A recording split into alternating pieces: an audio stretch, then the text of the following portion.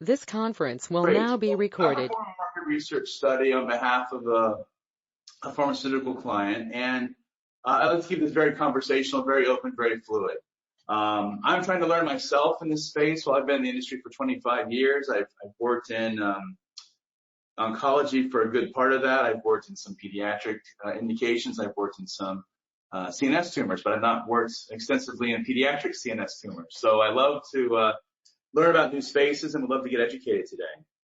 So if you could, before we get started, Doctor, just tell me a little bit about your background, the nature of your practice, and the type of research you're involved in, and so forth. So I'm a pediatric oncologist.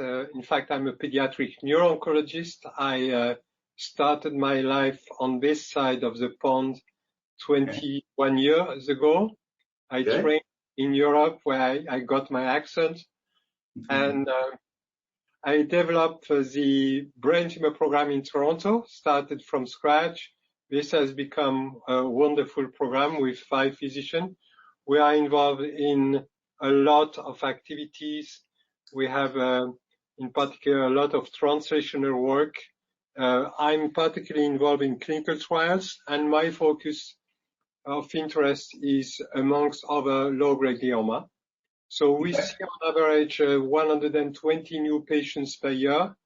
We got a large number of second opinion, and we also have something which is very special here in Toronto. We have 8 twinning programs with low and middle income countries.